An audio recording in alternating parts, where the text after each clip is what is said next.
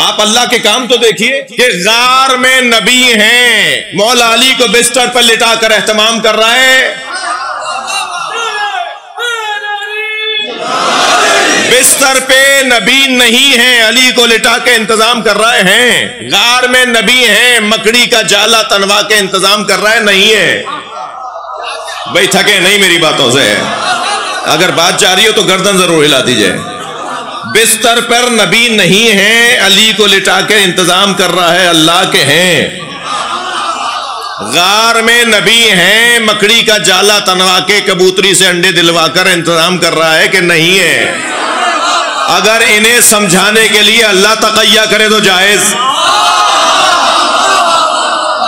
اگر ان کی عقل کے مطابق اللہ کام کرے تو جائز، اور اگر ان کی عقل کے مطابق ہم بات کریں تو وہ بدعت۔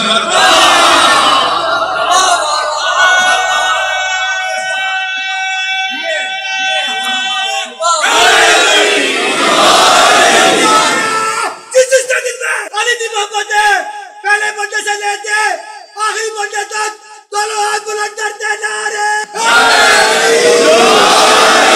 ماشاءاللہ، اللہ کے کام دیکھیں، بلند تر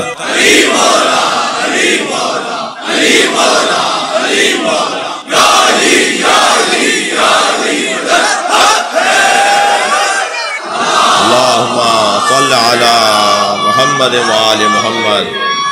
توجہ ہے آپ حضرات کی؟ وہ کون سا درخت ہے، وہ شجرہ طیبہ کون سا ہے جو رہتا زمین میں ہے، کھلاتا آسمان والوں کو ہے؟ جی، واسطہ فیض کا لفظ میرے بچوں جوانوں نے سنا ہے، واسطہ فیض۔ ہمیں اگر ہم پرانی زبان میں کہتے تھے کھیرا، ایک روٹی کا ذرہ، ایک روٹی کا ذرہ بھی ملتا ہے نا، تو جن کے ذریعے ملتا ہے انہیں حسین کہتے ہیں۔ یہ واسطہ فیض ہے، یہ واسطہ فیض ہو نہیں سکتا۔ اچھا، اللہ رحمان بھی ہے، رحیم بھی ہے۔ اللہ رحمان ہے یعنی کافروں اور مشرکوں اور مسلمانوں سب کو دے، اللہ رحیم ہے یعنی مانو جو اللہ کا کلمہ پڑھتے ہیں انہیں رحیم کے قلمدان سے عطا کرتا ہے، جو اس کا کلمہ نہیں پڑھتے انہیں رحمان کے قلمدان سے دیتا۔ ملتا باغیوں کو بھی ہے، ملتا اطاعت گزاروں کو بھی ہے، مگر جو اطاعت گزار ہیں وہ کھاتے ہیں نمک کو حلال کر کے۔ بھائی صلوات پڑھ لیں محمد و آل محمد۔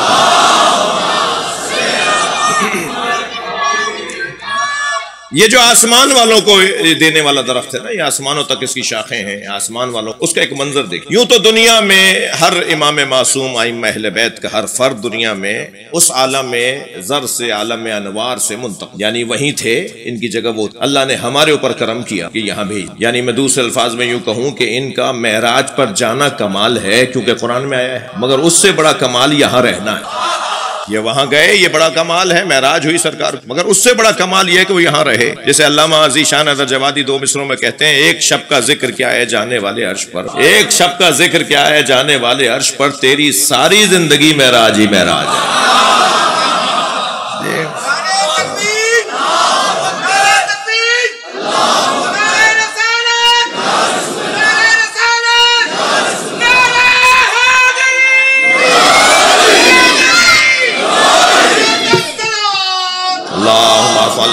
محمد وآل محمد۔ بھائی میں تو چیخ چلا کے بات کرنے کا عادی نہیں ہوں، سادہ سادہ گفتگو کروں گا، اور آپ کی سماعتیں ہیں جو میرا ساتھ دیں گی، تو اور آپ ماشاءاللہ اچھا سن رہے ہیں۔ تو ہم جن ہستیوں کو مانتے ہیں نا، میں ان بچوں سے کہوں گا کسی کے ساتھ ان کا مقایسہ نہیں، یہ ظلم ہے اہل بیت، یہ ظلم ہے اہل بیت کا کسی سے مقایسہ۔ اور یہ میں نہیں کہہ رہا، خود مولا علی نے نہج البلاغہ میں فرمایا، لا یقاس بعلی محمد احد من هذه الامه، امت مصطفیٰ کے کسی فرد کا مقایسہ اہل بیت کے ساتھ مت کیا۔ مولا علی کا جملہ مکمل نہیں ہوا، کیف یسوی من جرت نعمتہم، وہ اہل بیت کے برابر کیسے ہو سکتے ہیں جو ان کے ٹکڑے کھاتے ہوں۔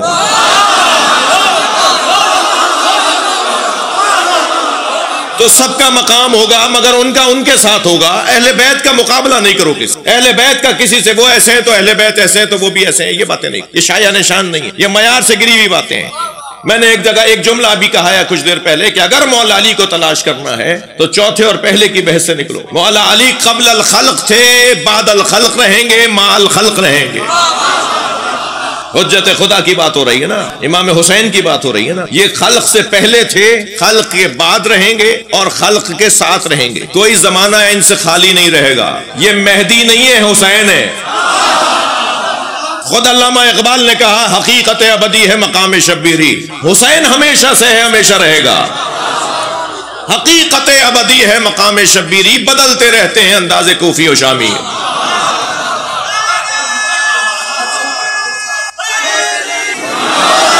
کوفی اور شامی بدلتے ہیں، حسینی نہیں بدلتا.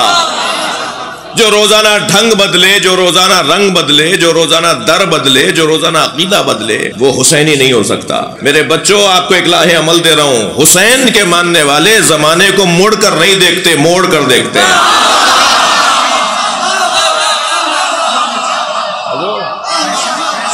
صلوات پڑھیں محمد و آل محمد پر.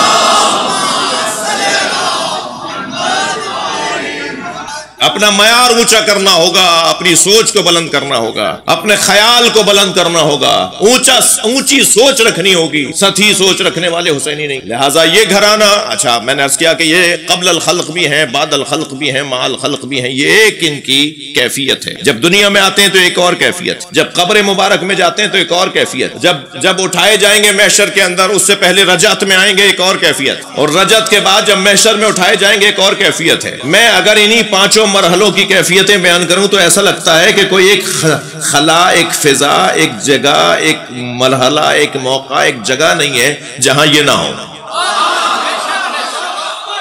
خلق سے پہلے، سنگین باتیں تو نہیں کر رہا، خلق سے پہلے، خلق کے بعد. میرے مولا امام جعفر صادق علیہ السلام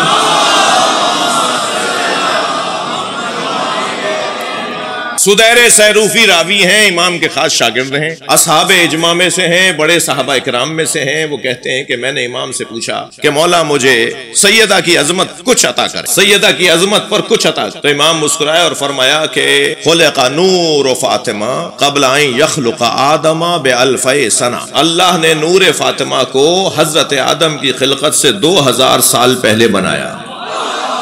بڑی عنایت آپ کی توجہات. میرا سنی شیعہ مجمع فضائل سننے کے لیے آیا نا. حضرت آدم کی خلقت سے 2000 سال پہلے حضرت فاطمہ کے نور کو بنایا. شاگرد ہوں تو ایسے ہوں. سدیر سیروفی نے فوراً پوچھ لیا مولا اس کا مطلب ہے کہ فاطمہ زہرا انسان نہیں، آد اولاد سان. فرمایا یہی سوال اللہ. تو سرکار نے اس کا جواب یہ دیا فاطمہ تو حوراء، میری فاطمہ انسانی شکل میں حور ہے. میرا مضمون جناب زہرا کی خدمت میں زیادہ رہنا نہیں ہے، بی بی کے بچے کی خدمت میں رہنا چاہتا ہوں، لیکن صرف اس نقطے کو روشن کر رہا ہوں کہ یہ خلق سے پہلے کے ہیں. اس مطلب کی تائید میں آپ کو ایک روایت فرمایا حوراء انسیہ، یہ انسانی شکل میں حور. تو پھر میرے جد رسول اللہ سے اس صحابی نے پوچھا کہ یا رسول اللہ اگر یہ انسانی شکل میں حور ہیں تو پھر رہتی کہاں؟ ابھی تو زمین نہیں بنی، ابھی آسمان نہیں بنا، ابھی حضرت آدم نہیں بنے، ابھی کچھ بھی نہیں ہے، تو یہ ہوتی کہاں تھی، رہتی کہاں؟ فرمایا کان تحت حقۃ العرش، عرش کے نیچے بنی ہوئی ایک جگہ، اس میں میری فاطمہ کا کان تحت سرداق العرش، یہ لفظ بھی آیا سرداق حقہ غوامض تحت العرش، عرش کی گہرائی میں تھی، یہ لفظ بھی آیا میری فاطمہ عرش کی گہرائی میں، عرش کے نیچے بنے ہوئے ایک حقے میں، یعنی ایک صندوق میں. میں ان بچوں جوانوں کے لیے بات سنگین نہ ہو جائے، زیارت جامع آج ہی پڑھ لیجئے گا. ایک امام معصوم نے سارے ائمہ اہل بیت کو سلام کرتے ہوئے کہا ہے انتم ایبۃ علم اللہ، اے اہل بیت آپ اللہ کا علم رکھنے کی جگہ ہے. اللہ جہاں اپنا علم رکھتا ہے آپ وہ ہیں. یعنی میں اگر لفظوں کو یوں تبدیل کروں، یوں کہوں سمجھنے کے لیے کہ جب اللہ اپنے علم کو کاغذ پر اتارتا ہے تو اسے قرآن نام دیتا ہے، اور اللہ جب اپنے علم کو پیکروں میں ڈھالتا ہے تو انہیں اہل بیت نام دیتا ہے. یہ سب